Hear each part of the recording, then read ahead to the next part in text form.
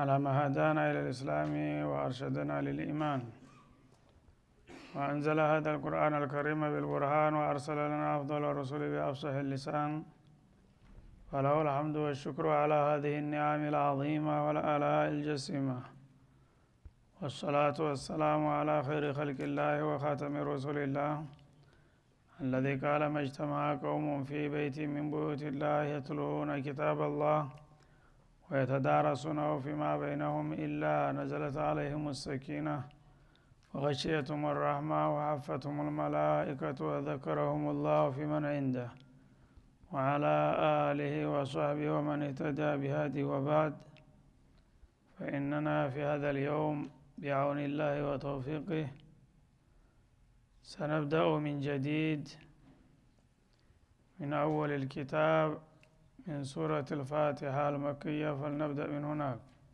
أعوذ بالله من الشيطان الرجيم. بسم الله الرحمن الرحيم.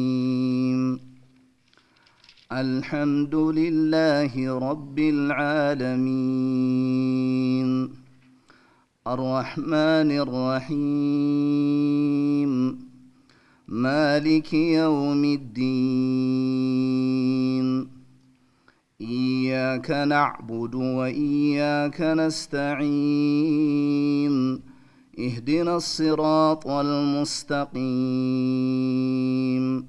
صراط الذين أنعمت عليهم غير المغضوب عليهم ولا الضالين.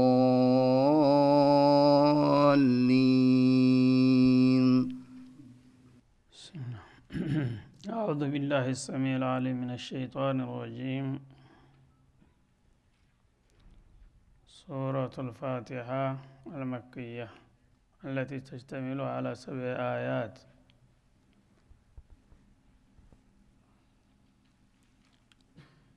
سورة الفاتحة مكة የወረደች ስትሆን 7 አያቶች ብቻ አሏት።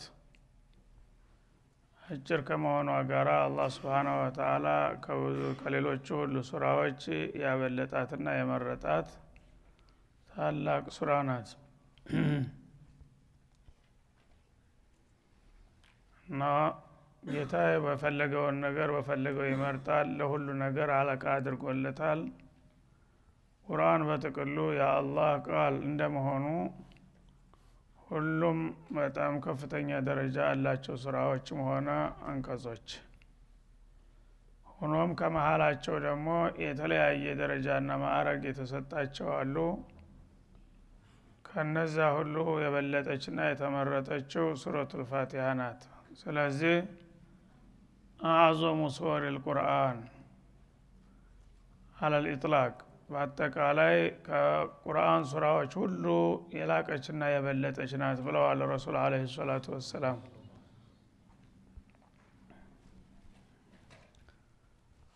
እና በሷ ዙሪያ ብዙ ፈዳኢል ብዙ ማዕረግና ደረጃ እንዳላት በርካታ ሐዲሶች መጥተዋል።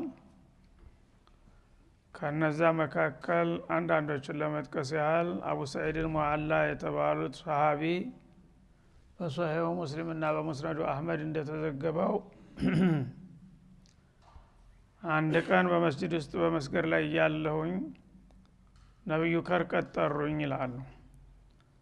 በሚጠሩኝ ጊዜ ስሰግድ እያዩኝ ነው። ግን አቡ ሰዒድ እያሉ ደጋግመው ተጣሩ። እኔ ተጨነቅኩኝ። ወይ እንዳልላቸው ሶላቴ ይፈርስብኛል ብዬ ፈራሁኝ። ዝም ካልኩ ደግሞ የአላህ መልእክተኛ እየጠሩኝ እንደዝም እላለሁኝ አልኩና እንደምንም ቶልቶሎ ጨርሼ ሄጄ ጠይቃቸዋለሁ ብዬ ሶላቴን ቀጠልኩኝ ይላል። ልክ ያው እንደ ጁረይጅ ነገር ችግር አጋጠመው ማለት ነው። ጁረይጁል አቢድ የሚባል ሰው በአንድ ወቅት በበኒ እስራኤል የዚህ አይነት ችግር አጋጥሞት ነበረ። አቢድ በጣም አላህን የሚፈራ ተቅይ ነበረ። ሌት ተቀን ዒባዳው አይቋረጥም። እናቱ ልዘይረው ትመጣለች። ባለበት ማዕበድ ቦታ አለው። በመጣች ቁጥር ሁል ጊዜ በዒባዳ ተጠምዶ ታገኘዋለች። የተወሰነ ጊዜ ተጠብቅና እንደገና ትታተሄዳለች መቋረጫ የለውም እና የሱ ኢባዳ ማለት ነው። ከለታት አንድ ቀን እንደዚሁ መጣ ልጠይቀው ስትመጣ በሶላት ተጠምዷል። አሁን እንግዲህ ስንት ጊዜ እየተመለስኩኝ እሄዳለሁኝ ብላ ትጠራዋለች። ያ ጁረይጅ ያ ወለዲ ብላ ስትጠራው ያ ረቢ ኡሚ ወወለዲ ብሎ እሱ ተጨነቀ። የወላጅ ሀቅ ከባድ መሆኑን ያውቃል። ጉኖም ከአላህ ሀቅ ጋር ከተጠጋጨ ደግሞ ማን ነው መቅደም ያለበት የሚለው አስቸገረውና እናቴን ወይ ልበል ወይስ ያንተን ስግደት ልቀጥል ጌታዬ ምን ይበቃኛል ብሎ ጌታው ጋር መወያየት ጀመረ። ያኔ ወሰነ እና እናቴ መጣለች። መቼም የተወሰነ ደቂቃ ሳትጠብቀኝ አትሄድም፣ ቶልቶሎ ብዬ ብቻ ቀልጠፋ አድርጌ መጨረስ አለብኝ ብሎ ሶላቱን ቀጠለ። እሷ ግን ቸኩላ ስለነበረች ተበሳጭታ ተራግማ ሄደች ማለት ነው። አላሁመ ላ ቱሚቱ ሀታ ቱሪየሁ ውጁሃል ሙሚሳት። እኔን ወላጅ እናቱን ወይ ለማለት ፍቃደኛ ያልሆነው ንቆኝ እኮ ነው። ስለዚህ እሱ ሁልጊዜ ኢባዳ ነኝ መሽጉል ነኝ እያለ እኔን መጥቶ መዝየር ሲገባው መጥቼ እንኳ ሳናግረው መልስ መስጠት ይቆራብኝ፣ ይሄ ምን ኸይር አለው በማለት ተበሳጭታ እኔን ወላጅነቱን ለማስተናገድና ለመቀበል ፈቃደኛ ካልሆነ የሸርሙጣ ፊት ሳታሳይ አትግደለው ብላ ተራገመች ማለት ነው። ሙሲባ ነው እንግዲህ ሰው ሲናደድ። እሱ ማንኛውም ሰው እናቱን እንኳን ለማናገር ጊዜ የሌለው ሰው ለእንዲህ አይነት ችግር ዳረገችው ማለት ነው። እሱ ያለችውን ብላ ሄዳለች። እሱ ሲያሰላምት አላገኛትም። አላህ ሱብሓነሁ ወተዓላ የሁለቱንም ስራና ንያ ያቃልና በዛ መሰረት እሷም ተበድላለች። በመሰረቱ የሚሰግደው ሱና ሶላት ነው። እናቱ ስትጠራው የእናቱን ወይ ማለት ዋጅብ ነበረ ማስቀደም ነበረበት። እንደገና ደግሞ እሱ የአላህን ሐቅ አዝሞ ነው ሶላት ቁሜ እንደገና ጌታ ጋር እየተነጋገርኩኝ እሱን አቋርጬ ወደ ፍጡር እንዴት እመለሳለሁ በሚል አጣብቅኝ ውስጥ ገብቶ ነው። ግን የሁለቱንም ሐቅ ያው ሚዛናዊ የሆነ ውሳኔ ይሰጠዋል አላህ ሱብሓነሁ ወተዓላ። እሷም እናት ናት፣ ተበድላለች፣ አሁን ተራግማለች። በመጠኑም ቢሆን እርግማቱ መያዝ አለበት ማለት ነው። እሱ ደግሞ ለኔ ብሎ ነው ያው ያላት ቢሆንም እሷ እንዳለችው ደግሞ ለከፋ ችግርም አልዳረገውም ብሎ አማካይ የሆነ ውሳኔ ሰጠ ጌታ። እና በዛ በዒባዳ ላይ እንግዲህ እንደተጠመደ ብዙ ጊዜ ያው የታወቀ ነው። አገር አውቆታል፣ አድንቆታል። ማንም ሰው ጥሩ ሰው ከሆነ እንደ ጆርጅ ሆኗል፣ እንደ ጁረይጅ ሆኗል ይባላል ማለት ነው። አሁን ዝናው እየገነነ ሲመጣ በሀገር በጣም የታወቀች ሸርሙጣለች። እሷ ምን ጁረይጅ አላቸው። አሁን እኔ አንድ ቀን ላሳስተው በሞክር እን ጊዜ በቀላሉ ሊሳሳት ይችል ይሆናል የእናንተ ትልቅ ሰው የእናንተ ወልይ ብላ ተሳለቀች ማለት ነው።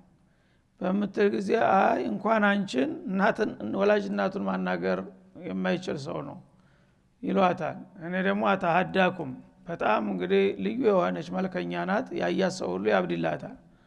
እኔ ሂጄ ፊቱ ብታየኝ ሶብር አያደርግም ብላ ያው ለባብሳ አጋጊጣ ተዋውባ መጣችለት ዛኢር መስላ ማለት ነው። መጣ ልታናግረው ስትፈልግ ዞር ብሎ ሊያያት አልፈለገም ማለት ነው።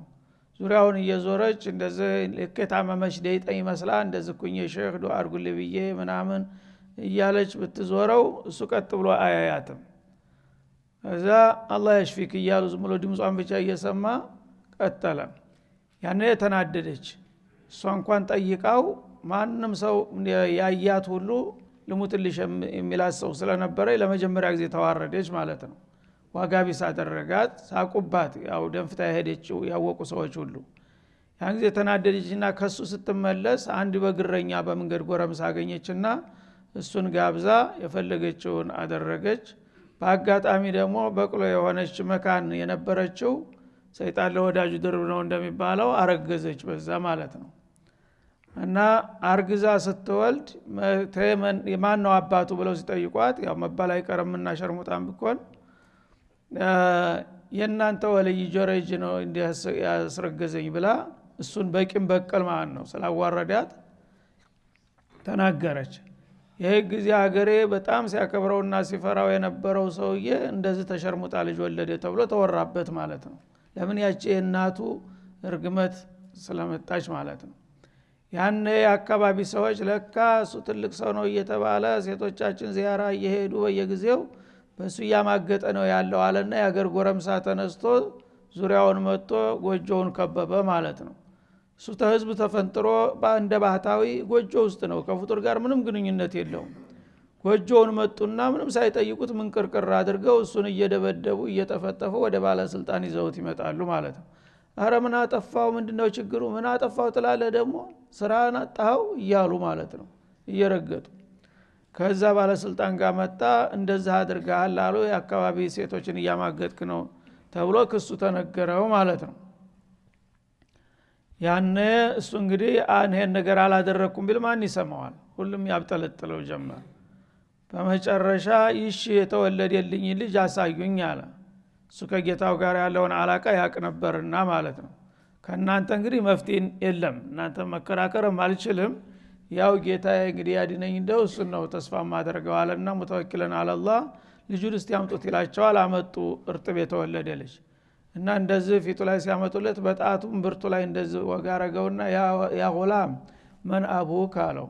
አዲስ የተወለደው ልጅ አቢ ፉላን እብኑ ፉላን ራዒ ፉላን አለ። የገሌ በጎች እረኛ ገሌ የተባለው ጎረምሳ እሱ ነው የኔ አባት አለ። አዲስ የተወለደው ልጅ አላህ እንግዲህ ለወዳጆቹ ማለት ነው ሲል እሱን ለማጽ ያኔ ያ ሁሉ ሲቀጠቅጠው የነበረው ሁሉ መሬት ተንበረከከ። ማንህን ተአምር ሲያይ ይቅርታ አድርግልን ምናምን እያሉ ባለስልጣኖቹ ጭምር ተደናገጡ። ጎጆህን ያችን የሳር ደሳሳ የጭቃ ጎጆ በወርቅ እንስራለህ አሉት። ብቻ ይቅርታ አድርግልን የወርቅ ቤት እንስራለህ ሲሉት እኔ ወርቅ ምን ያደርግልኛል? ወትሮም ከዱንያ ጉዳይ እንደሌለኝ ታውቃላችሁ። እናንተ መጣችሁብኝ እንጂ እናንተንም ዱንያችሁንም አልፈልግም አለ ጎበዙ። ይህ ጊዜ ያው ይቅርታ ተለምኖ እንደገና ያችሁ ደሳሳ ጎጆ ተሰርታለት ኢባዳውን ቀጠለ ማለት ነው። ይሄ ምንድነው የሚያሳየው? ወላጆች ሐቅ ምን ያህል እንደሆነ። ሴትዮዋ እንግዲህ ቅር ብሏታል፣ በልጇ ላይ ይህን ቃል ሰንዝራለች። በተወሰነ ደረጃም ቢሆን ያሷ ዱዓው ያዛላት ማለት ነው። የሸርሙጣ ፊት ሳታሳይ ያትግደለው እላለሁ። ምክንያቱም ከሳሽና ተከሳሽ ሲቀርብ ግራና ቀኝ መሆኑ አይቀርም። እዛ ሸርሙጣ ጋራ አቆመው ማለት ነው በተወሰነች ደቂቃ። ኋላ ግን ፈረጀው አላህ Subhanahu Wa Ta'ala። ስለዚህ አሁን እንግዲህ ሰዎች ጌታቸውን በሚፈሩ ጊዜ የሁቁቀ ናስና ሁቁቀል ኻሊቅ ሲጋጭ በመሰረቱ ዋጅብ ለዋጅብ ከሆነ ሁሉ ጊዜ ያላህ ሐቅ ነው መቅደም ያለበት። የላላህ መስራው ነገር ሙስተሐብ ሱና ከሆነ ግን የወላጆች ሐቅ ተመጣ ወላጆችህም ቢር ማረግ ዋጅብህ ስለሆነ ሱናውን ነገር ትተህ ሶላትን አፍርሰህ እናትክን ማናገር ትችላለህ። ማድረግም ያለብህ ይሄ ነው ማለት ነው። እንግዲህ አላህ የወላጆችን ሐቅ ምን ያህል ከፍ እንዳደረገው ነው የሚያሳየን ይሄ ማለት ነው። ለዚህ ነው በየአያቱ ወዕቡዱላህ ወላ ትሽሪኩ ቢሂ ወቢልዋሊደይኒ ኢህሳና ወቀዷ ረቡከ አላ ተዕቡዱ ኢላ ኢያህ ወቢልዋሊደይኒ ኢህሳና እያለ በተደጋጋሚ ከራሱ ሐቅ ጋር ከተውሂድ ጋር እያጣመረ የሚነግረን ማለት ነው። ብዙዎቻችን ግን የወላጆችን ሐቅ በጣም እረስተናል እና በጣም መጠንቀቅ አለብን ማለት ነው። አቡ ሰዒድ አልሙዓላም ታዳ በመስገድ ላይ ያለው ነብዩ ተጣሩ። ሲጣሩ ወይ እንዳለላቸው የሶላቴ ሊፈርስብኝ ነው ብዬ ፈራሁኝ፣ ዝም እንዳልል አላህ ይቆጣብኛል ብዬ ፈራሁኝና ተጨነኩኝ። እንደማንም ቶልቶሎ ጨርሼ ልሄድ ብዬ ሶላቴን ቀልጠፍ አድርጌ አጠናቅቄ ሄድኩና ለበይከ ያ ረሱላህ አልኳቸው ይላል። እና እሳቸው በመጠኑም ቢሆን ቅር ብሏቸዋል። ችግሩን ግን ተረድተውለታል ለምን ወይ እንዳላላቸው ማለት ነው። እና ማመን ዓለም የቁልላሁ Subhanahu Wa Ta'ala ያ አዩሃ الذين آمنوا إذا دعاكم استجيبوا لله وللرسول إذا دعاكم አላለም እንደ ብለው ጠየቁኛ። ለአላህና ለማ يحييكم إذا دعاكم لما يحييكم አላህና መልእክተኛው እናንተን ሕያው ለሚሰጣችሁ ዘላቂ ድል ለሚሰጣችሁ ጉዳይ ሲጠሯችሁ ወዳው ፈጥናችሁ ወይ በሉ ምላሽ ስጡ የሚለውን አያት አልቀራህም እንደ አሉኝ አለ።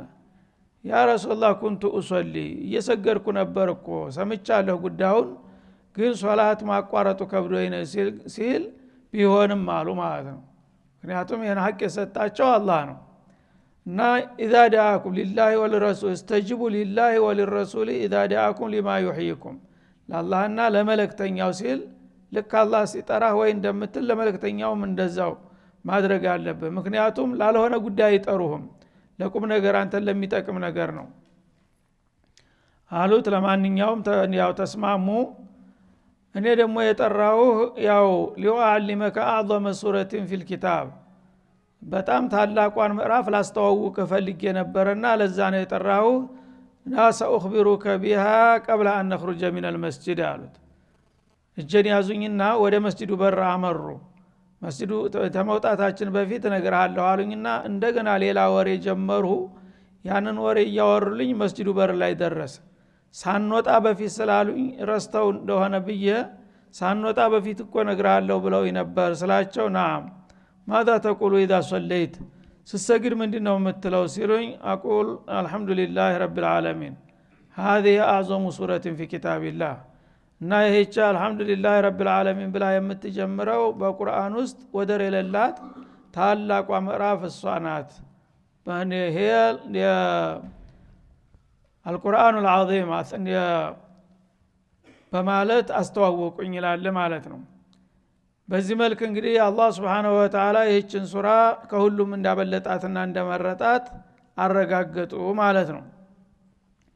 ከዛም አልፈው ላ ሶላተ ሊመን ለም የቅራ ቢፋቲሐቲል ኪታብ ፋቲሐተል ኪታብን ያልቀራ ሰው ማንኛውም ሰጋጅ ስግደቱ ሱናም ይሁን ዋጅብ ሶላቱ አይቆጠርለትም ፋቲሐን ካልቀራ በስተቀር ብለዋል ማለት ነው። እና መን ለም የቅራ ቢኡሚል ኪታብ ፈሶላቱ ኺዳጁን ኺዳጁን ኺዳጅ በሌላው ሪዋያ ደግሞ ፋቲሐ ያልቀራ ሰው በሌላው አያ ቢቀራ እንኳን ስግደቱ ጭንጋፍ ነው። ጭንጋፍ ያው የማያድግ ልጅ ማለት ነው። እንደዛ ዋጋ ቢስ ነው በማለት በተደጋጋሚ ይህች ሱራ ታላቅና ወሳኝ እንደሆነች ገልጸዋል ማለት ነው። ስለዚህ እንግዲህ ይህች ሱራ መልእክቷ ምንድነው? ዋናው መልእክቷ የኻሊቅና መኽሉቅን ማስተዋወቅና ማስተሳሰር ነው ማለት ነው። እና አላህ Subhanahu Wa Ta'ala ረብል ዓለሚን መሆኑን ማሳወቅና ከዛም ጋር ያይዛ አራት አስማኡላሂል ሁስናን በመደዳው ታስቀምጣለች ማለት ነው። አላህ ከሚለው ጋር አምስት በዚህ ባጭር ሱራ ውስጥ አምስት አስማኡል ሁስና መገኘት ራሱ ልዩ ደረጃ ከሚሰጧት ምክንያት አንዱ ነው ማለት ነው። አላህ ረብ አርረህማን አርረሂም ማሊክ የውሚዲን የሚሉት ሚን አስማኢላሂል ሁስና ናቸው ማለት ነው። በእነዚህ ስሞች ጌታን ታስተዋውቃለች። ከዛ በኋላ በዚህ መልክ ታስተዋወቀች በኋላ እኛ ከጌታችን ጋር ምን አይነት አላቃ ሊኖረን እንደሚገባ ዋናው የምንገናኝበትን ነጥብ ታስቀምጣለች። ጌታ ኻሊቅ እንደመሆኑ ማዕቡድ መሆን አለበት፣ እኛ መኽሉቅ እንደመሆናችን አቢዶች መሆን አለብን። ለዚህ ኢያከ ነዕቡዱ ወኢያከ ነስተዒን የሚለውን ዋና ቁልፍ ነጥብ ታስቀምጣለች። ሱራዋን ትልቅ ያደረጋት ወሳኙ ነጥብ ይሄ ነው ማለት ነው። ኻሊቅና መኽሉቅ የሚገናኙባት የኮንትራት ፊርማ ማለት ነው። ኢያከ ነዕቡዱ ወኢያከ ነስተዒን በየቀኑ እንግዲህ በፈርድ ሶላት ብቻ እንኳን ብንወሰን ያ አምስት ስግደቶችን እንሰግዳለን። በአምስት ስግደቶች ውስጥ ስንት ረካዓ አለን? ወደ 17 ረካዓ ይኖረናል ማለት ነው። 17 ጊዜ የእምነት እድሳት እናደርጋለን በቀን ማለት ነው። ኮንትራት ታድሳለህ ማለት ነው። አንተ ንግድ ፍቃድ ግን የምታሳድሰው በስንት አመት ነው? በአመት ነው? በሁለት በአመት አንዴ ቢታደስ ነው። ያውም ከዛም በላይ ሊሄድ ይችላል። ግን ኢስላም ጌታ ጋር ያለውን ኮንትራት በቀን 17 ጊዜ እንድታድስ ይጠይቃል ማለት ነው። አሁንም ለስተት የተጋለጠ ነውና የሰው ልጅ ተዓላማህ እንዳትርቅ ኢያከ ነዕቡዱ ወኢያከ ነስተዒን ዙህር ከሰገድ ከአራት ረካዓ ነው። በአራቱም ረካዓ ኢያከ ነዕቡዱ ወኢያከ ነስተዒን እያልክ ጌታህን ቃል ትገባለህ ማለት ነው። ተዓላማዬ ፍንክች አለለም፣ በተውሂድ ላይ እንደታጠቅኩ ነው ያለሁት፣ አንተም ብቻ ነው የምገዛው፣ አንተም ብቻ ነው እርዳታ የምለምነው እያልን ነው ማለት ነው። አስርም ሲመጣ እንደዛው መግሪብም ኢሻም ፈጅርም ለዛ ላይ ደግሞ ሱና ተጨመርንበት እየሰፋ ይሄዳል ማለት ነው። ስለዚህ እንግዲህ ይሄ ቃል ኪዳን አላህ Subhanahu Wa Ta'ala ምን ያህል አሳሳቢና አንገብጋቢ መሆኑን አውቆ ይችን ቁልፍ ሱራ ነው መስገጃ እንድናደርግ ያደረገን ማለት ነው። ከዛ በኋላ ደግሞ አህመድ ዱዓ ከዱዓ ሁሉ በጣም አስፈላጊና ወሳኝ የሆነውን ዱዓ ያስተምረናል ማለት ነው። ኢህዲነ ሲራጠል ሙስተቂም በሚል ቃል አሁንም ደጋግመን በቀን 5 ጊዜ ሂዳያ ከጌታችን እንድንቀላውጥ እንድንለምን ያስተምረናል ማለት ነው። ይህ ሂዳያ የሚባለው ነገር ደግሞ የቀድሞ ወዳጆቹ ሁሉ መንገድ የሰው ልጆች ፍጥራን በሙሉ መመዳኛ መሆኑን በማመልከት ሲራጠል ለዚነ አንዐምተ ዐለይሂም ገይሪል መግዱቢ ዐለይሂም አላህ Subhanahu Wa Ta'ala መልካም ጸጋውን የቸራቸውና የባረካቸው ያልተቆጣባቸውና ያላባረራቸው ያረገማቸው ያልተሳሳቱትን መንገድ ምራኝ እያላችሁ እኔን መለመን አለባችሁ ሲል አላህ Subhanahu Wa Ta'ala እኛ በዚህ ህይወት ላይ መተን አልፈን እስከምንሄድ ድረስ ወደ ቀጣው ሀገር ስንቃችን መሆኗን ያስተዋውቀናል። በዚህ ሱራ ሁሉ ጊዜ ከጌታችን ጋር ያለውን አላቃ እንድናስተካክልና እንድናርቅ ማለት ነው። ስለዚህ አጠቃላይ መልእክቷ ይህ ሲሆን ወደ ዝርዝሩ እንመለሳለን። ቢስሚላሂር ረህማኒር ረሂም እጅግ ሩሩ በጣም አዛኝ በሆነው አላህ ስም እንጀምራለን። እንደተለመደው ሁሉ ጊዜ ያው ሱራዎች በዚህ ቃል ይጀምራሉ። ቁርአን አላህ Subhanahu Wa Ta'ala እያንዳንዱ ምዕራፍ በቀጥታ ከሱ የተላከ ለፍጡሮች ለምድር ሰዎች መመሪያ ሆኖ የተላከ ደብዳቤ መሆኑን ዑንዋኑ ማህተሙ ፊርማው ቢስሚላሂር ረህማኒር ረሂም ነው ማለት ነው። ተረህማን ረሂም ተረበል ዓለሚን የተላከ መልእክት መሆኑን በእያንዳንዱ ሱራ ላይ ያሰምርበታል ማለት ነው። እና በዚህ ተጀመረ በኋላ አላህ Subhanahu Wa Ta'ala ምን ይላል? አልহামዱሊላሂ ረቢል ዓለሚን ቁሉ የሚለው ቃል በውስጥ ታዋቂነት የታወቀ ነው። ቁሉ አልহামዱሊላሂ ረቢል ዓለሚን ልክ ቁል ሁወላሁ አሐድ ሙዓውደተይን ቁል ሁወላሁ አሐድ ቁል አዑዙ ቢረቢል ፈለቅ ቁል አዑዙ ቢረቢን ናስ ቁል ያ አዩሃል ካፊሩን በሚለው ላይ ቁል በሚል ቃል መጀመር በተደጋጋሚ ታውቋል ተለምዷል። ስለዚህ ይህች ሱራ ብዙ ጊዜ ያው ሁሉ ጊዜ በስግደት የምናዘወተራት እንደመሆኗ ቃሉ እንዲንዛዛ አይፈልግም። ፍሬ ነገሯን ብቻ ነው የሚያስቀምጠው ማለት ነው። ቁል የሚለው በውስጥ ታዋቂነት እንደተጠበቀ ሆኖ አልহামዱሊላሂ ረቢል ዓለሚን አለ። በማዕናው ግን ስንመጣ ቁሉ አልহামዱሊላሂ ረቢል ዓለሚን እንደማለት ነው። ይህችን ሱራ ስትጀምሩ በምን መልክ መጀመር አለባችሁ? የዓለማት ጌታ በሆነው በአላህ ስም እንጀምራለን ብላችሁ ግቡ ይላል ማለት ነው። እና ወይም ኢብቲዳኡና አልহামዱሊላሂ ረቢል ዓለሚን ጅማሬያችን የሚሆነው አልহামዱሊላሂ ረቢል ዓለሚን በሚለው ቃል ነው። እና ሐምድ ማለት ምን ማለት ነው ወደሚለው እንመጣለን ማለት ነው። ሐምድ ማለት ወሰናኡል ጀሚሉ ቢልሊሳን በምላስ ወይም ባንደበታችን መልካም የሆነ የውዳሴ ቃል ማቅረብ ሐምድ ይባላል ማለት ነው። እንግዲህ ያ ምስጋና የምታቀርብለት ወገን አንድ ውለታ የዋለልህ ወይም ደግሞ ራሱ በይዘቱ መልካምና ውብ የሆነ ክቡር የሆነ ነገር ለማመስገን በምትሞክር ጊዜ ሐምድ ይባላል። ቀደመ ለሁል ሐምድ ወሰና ይባላል ማለት ነው። ስለዚህ ሐምድ ማለት ብዙ ጊዜ የውለታ ወይም የስጦታ ምላሽ ነው። አንድ ሰው አንድ ነገር ሲያረግልህ ነው አመሰግናለሁ የምትለው ማለት ነው። ከሹክር ጋራ በአንድ መልኩ ይገናኛል፣ በሌላ በኩል ይለያያል። ሹክር ብዙ ጊዜ አንድ ልዩ የሆነ ስጦታ ለሰጠህ ነገር ነው ሹክር የምትመልሰው ማለት ነው። ሐምድ ግን እንደዚሁ ስጦታ ለሰጠህ ሊሆን ይችላል፣ ወይም ደግሞ ለአንተ ባይሰጥህም ለሌሎች ለሰጠ ወይም ደግሞ ለራሱ ክቡር መሆኑ ለታወቀ ነገር ሁሉ ሐምድ ይደረግለታል ማለት ነው። እና አልহামዱሊላህ ለአላህ ፍጹም የሆነ ሙሉ የሆነ ምስጋና ይገባው። ለምን ሊከውኒህ ረብል ዓለሚን የዓለማት ባለቤትና ፈጣሪ ጠባቂና አንከባካቢ ከመሆኑ አኳያ ይገባዋልና ለዓለማት ጌታ ምስጋና ይገባው በሉ ይለናል ማለት ነው። አላህ የሚለው ወደሚለው ቃል ስንመጣ አላህ ማለት አልማዕቡዱ ቢልሐቅ ማለት ነው። ባጭሩ በእውነት ሊገዙት የሚገባው ብቸኛ አምላክ ማለት ነው።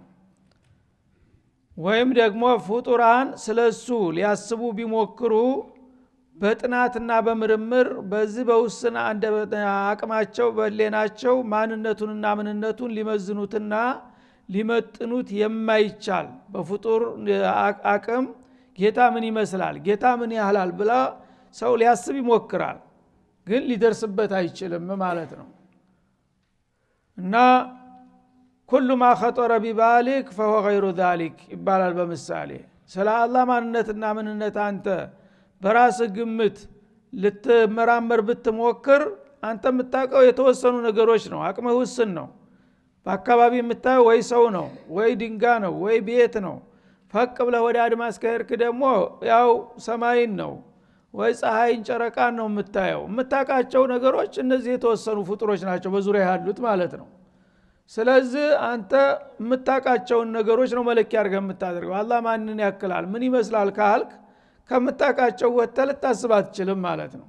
እነዚህ የምታውቃቸው ደግሞ ፍጡሮች ናቸው የእሱ ስራ ውጤቶች እንጂ እሱ ጋር የሚወዳደሩ ወይ እሱን የሚለኩ ነገሮች አይደሉም።